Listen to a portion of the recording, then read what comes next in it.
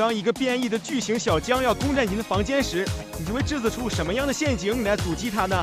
菜鸟刚建造好的房屋要面临巨型小将的摧毁，没有闲鱼的他只好制作出一道陷阱来保卫家园。他能成功阻击巨型小将的入侵吗？小伙伴们，看视频前想干嘛就不用我多说了吧。查评论、点赞和关注按钮，给点支持吧！菜鸟为了守护自己的房屋不被破坏，只见他已经在房屋的周围制作了岩浆陷阱，还放上了一圈地刺，确保360度无死角，不能放过任何的一个小将过来。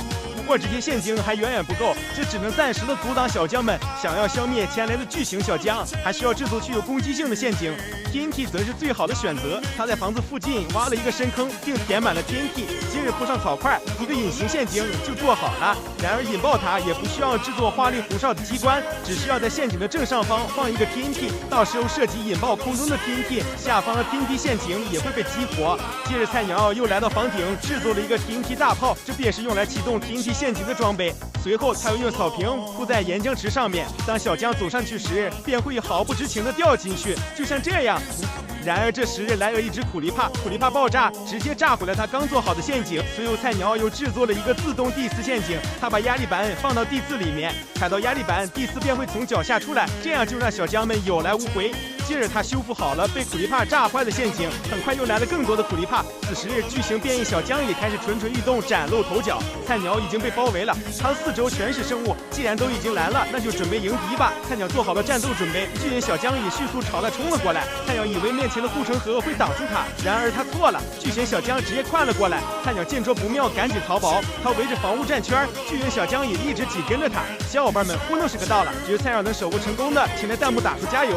一直跑下去也不是办法，菜鸟想回头反击，却被小将一下 KO。复活后的菜鸟穿上战甲，爬上了屋顶，他聚集弓箭瞄向空中的 TNT 被点燃，落到小将群中，接着激活了下面的 TNT 陷阱，小将们瞬间消失不见。然而拒绝小将抬手就能碰到屋顶的菜鸟，最终菜鸟居高临下一叠连魔号解决了他。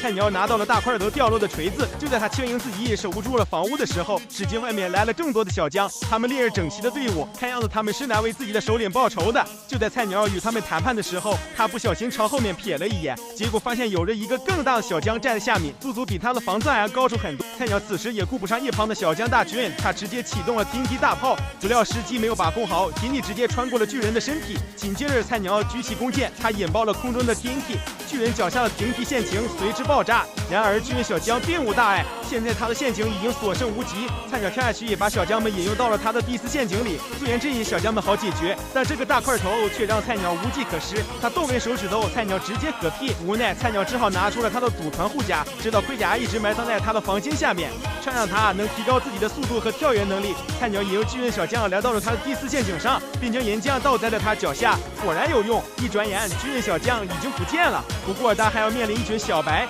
们的弓箭让菜鸟无法靠近他们。菜鸟想到了自己的 TNT 大炮，他瞄准小白大军，接着点燃 TNT 发射出去，一下炸散了小白们。最终菜鸟成功守护了自己的家园。